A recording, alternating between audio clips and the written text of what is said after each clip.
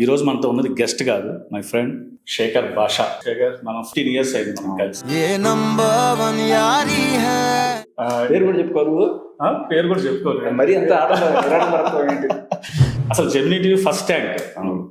Omkar, Rajini and Jaithi వీళ్ళందరికీ అక్కడ organisation తో ఒక సంబంధం ఉంది. ఏ సంబంధం లేకుండా వచ్చిన ఏలియన్ నేనే.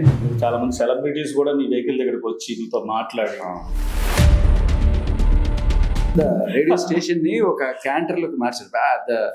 మూవింగ్ రేడియో స్టేషన్ చేశారు. నీ మీద పడి కొట్టడం, అదే అంట, దాడి చేయడం, ఇవన్నీ కూడా. బట్ అది జరిగినప్పుడు ఏమన్నా అనవసరంగా ఇందులో వెళ్ళిపెట్టాను. అనవసరంగా ఇప్పుడు నన్ను టచ్ చేశారు వీళ్ళు, ఇప్పుడు నేను ఏంటో చూపిస్తాను అనే రకమైన ఫిలిం ఉంది తప్ప. నెల్లూరు వెళ్ళినప్పుడు నెల్లూరు పెద్దారెడ్డి అని ఎవరంటారు తెలుసు నిజానికి. ఆయన ఊరికే సరదాగా అనగానే ఒక రోజులో ఆయన అనేసారు. చాలా మంది ఎప్పటికీ వాడేస్తారు నెల్లూరు పెద్దారెడ్డి. నిజానికి నెల్లూరు పెద్దారెడ్డి అని ఎవరంటారు తెలుసు.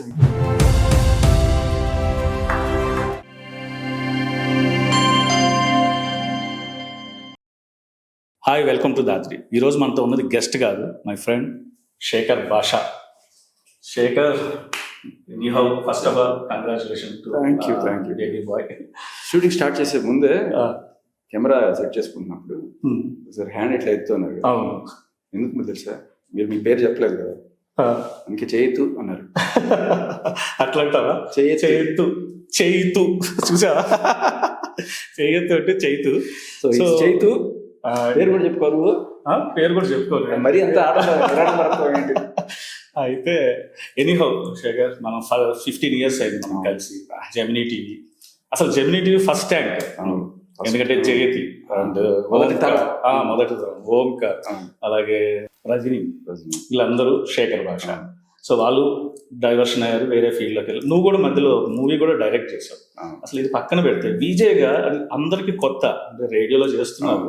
అంటే రేడియో నుంచి టీవీకి వచ్చిన వాడు చాలా, బట్ నేను టీవీ నుంచి రేడియోకి వచ్చాను. అవును, ఫస్ట్ విజయ్గా అంటే ఓంకారు, రజనీ అండ్ జైతి వీళ్ళందరూ ఆల్రెడీ అప్పటికి జెమినీలో లెటర్స్ చదివే ప్రోగ్రామ్ కావచ్చు, లేకపోతే తేజ న్యూస్ లో సమ్ స్పోర్ట్స్ సెషన్ ఇట్లాంటివి ఓంకార్ వీళ్ళు చేయడం అనేది. బట్ నేను వీళ్ళందరికీ అక్కడ ఆర్గనైజేషన్ తో ఒక సంబంధం ఉంది. ఏ సంబంధం లేకుండా వచ్చిన ఏలియన్ నేనే. సో రావడం ఏం తెలియదు కదా మనకి. ఇక బచ్చగాళ్ళం హై బుచ్చి ప్రోగ్రామ్, వీడికి పిల్లల ప్రోగ్రామ్ ఇచ్చేయండి అని చెప్పి. సో అందరికి పెద్ద పెద్ద ప్రోగ్రాంలు, మనకి మాత్రం పిల్లల ప్రోగ్రామ్. అయితే హాయ్ బుజ్జి మన ఓంకార్ కూడా చేశాడు. ఇప్పుడు లాస్ట్ లో ఈవినింగ్ కొన్ని టైంలో చేశాడు హాయ్ బుజ్జి చేశాడు. తను డైరెక్ట్ చేశాడు, నువ్వు డైరెక్ట్ చేశాడు. అయితే దాన్ని రిలీజ్ దాకా వచ్చిందా? ఇదా అయింది ఆల్రెడీ, యూట్యూబ్ లో కూడా ఉంది మూవీ నేమ్ చెప్పేసి ఒకసారి. వెతికా నేను నా ఇష్టంగా, అంటే మీరు కొంచెం పెద్ద టైటిల్ అనిపిస్తుంది. యాక్చువల్గా ఎక్కడున్నావే అనేది టైటిల్. దానికి మా hero come producer come choreographer come fight master అన్ని ఆయనే. ఆయన పక్క డబ్బులు పెట్టి తీసుకున్నప్పుడు ఆయన ఇష్టం మనకు కాదనకూడదు కదా అని ఆయన నచ్చిన టైటిల్ పెట్టాం అనమాట. వెతికా నేను నా ఇష్టంగా. పాటలు మొత్తం సూపర్ హిట్ యాక్చువల్లీ. సో వీరైతే ట్రై చేసి చూడండి, వెతికా నేను నా ఇష్టం. ఖచ్చితంగా, ఎందుకంటే నీ టేస్ట్ డిఫరెంట్. మనం మూవీస్ కూడా దాంట్లో నా క్రెడిట్ ఏం లేదు. మ్యూజిక్ డైరెక్టర్ మాలిక్ అని, అంటే డైరెక్టర్ నువ్వు చేయించుకుంటావు, కొన్ని ఐడియాస్ అయితే ఇస్తావు. టు బి ఆనెస్ట్, పాటలు అద్భుతంగా వచ్చినాయి. దానికి కారణం complete credit goes to music director Malik. Anantapuram నుంచి వచ్చి చేసిపోయారు. తర్వాత ఇప్పుడు ఎక్కడున్నారో తెలియదు. అండ్ అలాగే ఫైట్స్ ఇవన్నీ ఆల్రెడీ ముందే సగం చిత్రీకరణ జరిగిపోయింది రాకముందు. సో డ్రామా పార్ట్ వరకు నేను డైరెక్ట్ చేశాను. యాక్షన్ పార్ట్, సాంగ్స్ పార్ట్ ఈయన ఆల్రెడీ తీసేసుకున్నాడు, because he has some experience. So ఆ రకంగా నా పేరు వేయడం జరిగింది.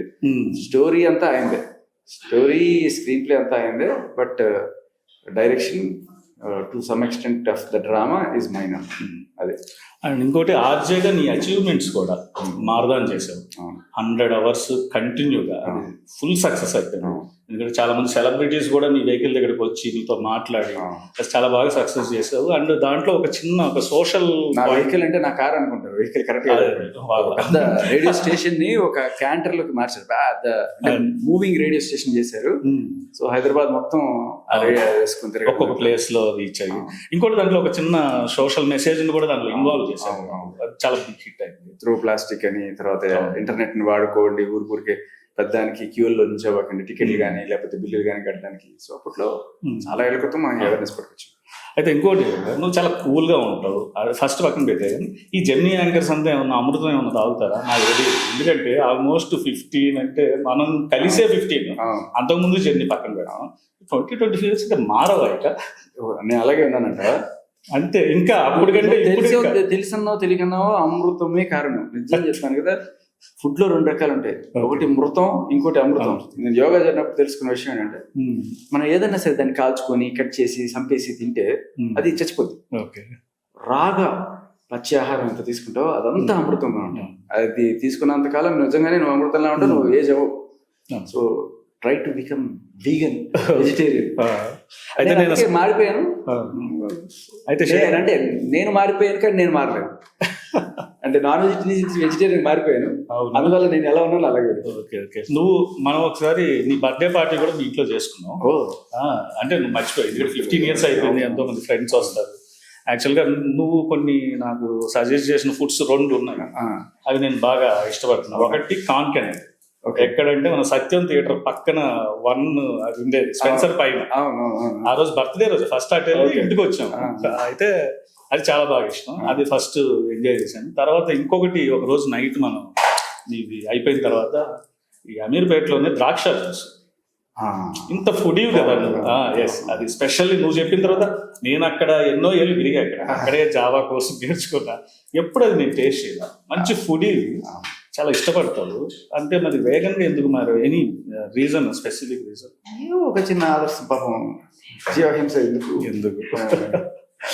సరే, ఇంత ప్రశాంతంగా నువ్వు, నేను అసలు బిగ్ బాస్ని టచ్ చేయను అనుకోలేదు, కానీ ఎందుకు నువ్వు ఇప్పుడు అసలు సెకండ్ ఎలిమినేషన్ ఫస్ట్ బేబక్ వచ్చేసింది, తను చాలా బాగా బయట బాగా మాట్లాడతారు.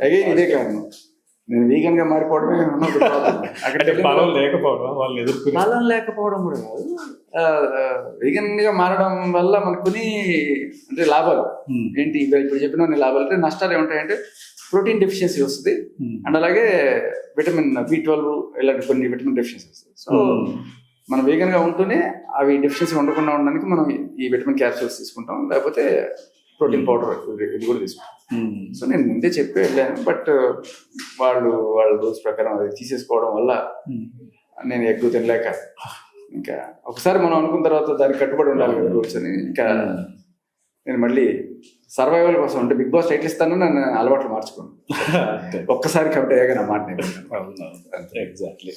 సో మొత్తానికి ఒక శేఖర్ భాషగా మారిన తర్వాత ఒక ట్రెండ్ సెట్ చేశారు.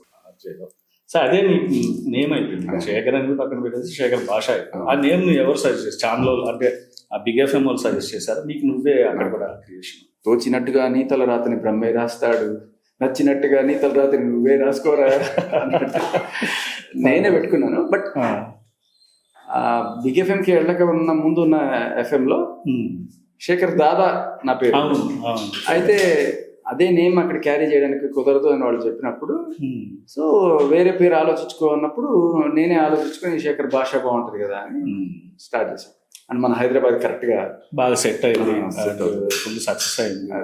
అండ్ నీది మార్నింగ్ కదా, ఈవినింగ్ గిరి చేసేవాడు, అది కూడా బాగుంది. Midnight biryani, next midnight biryani గిరిని కూడా లాక్కు రావాలి. రీసెంట్ గా మొన్న మనం కొంచెం ఫైటింగ్ చేసి హాస్పిటల్లో ఉన్నప్పుడు అప్పుడు వచ్చాడు గిరి. యాక్చువల్గా నేను ఆ రోజు నీకు కాల్ చేశాను, అదొక చిన్న ఇష్యూ టచ్ చేద్దాం, మీరు బిగ్ బాస్ సంబంధం లేదు కాబట్టి. ఇప్పుడు కళ్యాణ్ శంకర మాట్లాడుతూ మీడియా ట్రయల్స్ ఎందుకు చేస్తున్నారు, కోర్టు ఉంది కదా, ఇప్పుడు కోర్టు అసలు స్టార్ట్ చేసింది మీడియా ట్రయల్స్ ఎవరు? వాళ్ళే స్టార్ట్ చేశారు, నువ్వు దాంట్లో వెళ్ళావు. అసలు ఎందుకు వెళ్ళాల్సి వచ్చింది ఆ పాయింట్ లో? ఎందుకు వెళ్ళలేదు? ఇప్పుడు నువ్వు వచ్చి అడుగుతున్నావు నన్ను, నేను అరే చేతు మా ఫ్రెండ్ ఇలా నీలాగా 18 ఏళ్ళు ఎంతమంది ఫ్రెండ్స్ ఉంటారు, వచ్చి అడిగినప్పుడు ఏదో మాట చెప్పాము, మాట ఏదో అంటే ఏదో పడితే అది చెప్పకుండా నాకు తెలిసిన క్రెడిబుల్ సోర్సెస్ నుంచి తెచ్చిన ఇన్ఫర్మేషన్ నేను చెప్పాను. సో దానివల్ల వైరల్ అయింది, దానివల్ల వాళ్ళకి కేసు నష్టం అయింది, దానివల్ల రాజధానికి బెయిల్ ఈజీ అయింది, వాళ్ళకి మంటగా ఉంది ఏదో రకంగా. అవన్నీ పక్కన పెడితే మధ్యలో వచ్చి నీ మీద పడి కొట్టడం, అదే దాడి చేయడం, ఇవన్నీ కూడా అసలు వాళ్ళు కొట్టుకోవచ్చు, నువ్వు జస్ట్ ఒక సపోర్ట్ అన్నావు. బట్ అది జరిగినప్పుడు ఏమన్నా అనవసరంగా ఇందులో వెళ్ళిపెట్టాను అనుకున్నా? అసలు ఎప్పుడు అనుకోలేదు. ఇంకోటి, బిగ్ బాస్ హౌస్ లోకి నువ్వు వెళ్ళిన తర్వాత లావణ్య ఉందంటే అసలు ఇదంతా చేసింది కూడా బిగ్ బాస్ కోసమే, బయటకు వచ్చిన తర్వాత తెలిసింది. దీనికి సమాధానం చెప్పేస్తా. ఇది జరిగినప్పుడు అనవసరంగా ఎందుకు వెళ్ళిపెట్టాను అని అనుకున్నావు అని అడిగావు కదా, దాని సమాధానం ఏంటంటే అనవసరంగా వీళ్ళని గెలికారు అని నేను అనుకున్నాను. నేను ఏదో లీగల్గా ఉన్న డాక్యుమెంట్స్ ప్రొడ్యూస్ చేసినప్పుడు అంతవరకే అయిపోయింది. అది అనవసరంగా ఇప్పుడు నన్ను టచ్ చేశారు వీళ్ళు, ఇప్పుడు నేను ఏంటో చూపిస్తాను అనే రకమైన ఫీలింగ్ ఉంది తప్ప అనవసరంగా నేను దీంట్లోకి వచ్చాను అనే ఫీలింగ్ అయితే లేదు. సో మొత్తానికి అయితే ఈ గొడవ అంతా ఫినిష్ అయ్యే వరకు మాత్రం ఉంటావు మధ్యలో, ఇక నో అయిపోయింది, ఇంకా ఫినిష్ అయిపోయింది. ఇప్పుడు ఏంటంటే లీగల్ గా కోర్టులో ఎప్పుడో వస్తుంది, 1 year తర్వాత ఎప్పుడో వస్తుంది. వచ్చింది లావణ్య, నువ్వు హౌస్లోకి వెళ్ళిన తర్వాత ఇదంతా చేసింది కూడా నీకు ఇదే చెప్తున్నాను, అసలు శేఖర్ దీన్ని బేస్ చేసుకుని వెళ్దామని ఇదంతా చేశాడు. అది విన్నప్పుడు ఏమనిపిస్తుంది? నవ్వుకున్నాను అంతే. నువ్వు ఫన్ ఏదైతే బిగ్ బాస్ హౌస్లో స్పాంటిన్, అది మాకు అలవాటు. నేను వెళ్ళే ముందు చాలా మందికి చెప్పాను, సెల్లులో సెల్లు ఇవన్నీ వినేస్తున్నాను అనమాట చెప్పినప్పుడు, పగల ఇవన్నీ. సో వెళ్ళినప్పుడు చాలా ఫన్ ఉంటుంది అనేది ఎక్స్పెక్ట్ చేశాను, చెప్పాను కూడా. సో నువ్వేవైతే జోక్స్ చేసావో, ఏది చిరాకు చీరాకు ఇవన్నీ కూడా బాగా పేలింది. కొన్ని ఏమో అవే కాదు చూపించి నిన్ను నామినేట్ చేయడం, ఇవన్నీ అసలు ఈ ఫన్నీ యాంగిల్ నీకు అంటే ఆర్జేగా అయిన తర్వాత, ఆర్జే ఆర్ విజే అయిన తర్వాత మనం చిన్నప్పటి నుంచి భయపడుతూ అంతే, ఫస్ట్ నుంచి అంతే. మనం నాకు తెలిసి 8th 9th నుంచి ఇక ఇలాంటివి జనాలు ఎంజాయ్ చేస్తున్నారు అనే విషయం నాకు వెళ్ళడం. తర్వాత ఇంజనీరింగ్కి వచ్చిన తర్వాత ఇది కొంచెం బాగా స్ట్రాంగ్ అవడం, అంటే చిన్న జోకే దాని వెనకాల అట్లా ప్లాట్ బిల్డప్ చేయడం, బాగా మంచి కథలాగా వచ్చి ఫైనల్ చాలా సీరియస్గా పెట్టుంటారు, తర్వాత ఇది జోక్ అనే విషయం అర్థం అవుతుంది. సో ఇలాంటివి మెల్లమెల్లగా అలా మాటలు అట్లా పెరుగుతూ వచ్చినాయి. అదేది కిల్ జోక్ కూడా చెప్పారు దాంట్లో, ఆ స్టోరీ మాత్రం ఇద్దరు ఫ్రెండ్స్ ఏది మిరాకిల్ మీరాని కిల్ చేయడం. నెల్లూరు వెళ్ళినప్పుడు నెల్లూరు పెద్ద కలిసి ఫైనల్ గా చాలా మందికి నెల్లూరు పెద్దారెడ్డి అంటే తెలియదు, అది చెప్తాం. లేదు, నెల్లూరు పెద్దారెడ్డి అని ఎవరంటారు తెలుసు నిజానికి. ఆయన ఊరికే సరదాగా అనగానే ఒక రోజులో ఆయన అనేసారు. చాలా మంది ఎప్పటికీ వాడేస్తుంటారు నెల్లూరు పెద్దారెడ్డి. నిజానికి నెల్లూరు పెద్దారెడ్డి అని ఎవరంటారు తెలుసా మీకు? జనార్దన్ రెడ్డి గారిని, మళ్ళీ జనార్దన్ రెడ్డి గారిని పెద్దారెడ్డి అనే పిలిచేవాళ్ళు ఆయన సీఎం గా ఉన్నప్పుడు. ఈ వాకాడ్లో ఉండేవాళ్ళు ఆయన, నెల్లూరు వాకాడ్లో ఉంటాడు. సో అలా ఆ నెల్లూరు పెద్దారెడ్డి కాస్త రామ్ గోపాల్ పెద్దారెడ్డి అంటే బాగా బిగ్ అన్నాను అనమాట. అట్లా నిజం, ఆయన చాలా సాధించారు. సో అదే, so finally any how first of all Babu congratulation once again. But అంటే మళ్ళీ ఏమన్నా వైరల్ కార్డులో వస్తాను అనుకుంటున్నా బిగ్ బాస్, వస్తే వెళ్ళడానికి ఈసారి ప్రిపేర్ అంటే ఏం లేదు, కానీ ప్రిపేర్ అంటే ఇదే ఈసారి కండిషన్ సప్లై. ఈసారి నా ఫుడ్ నాకు పర్ఫెక్ట్ గా ఇస్తే మీ ఎంటర్టైన్మెంట్ నేను మీకు పర్ఫెక్ట్ డోస్ ఇస్తాను. Okay, any how all the best. Thank you.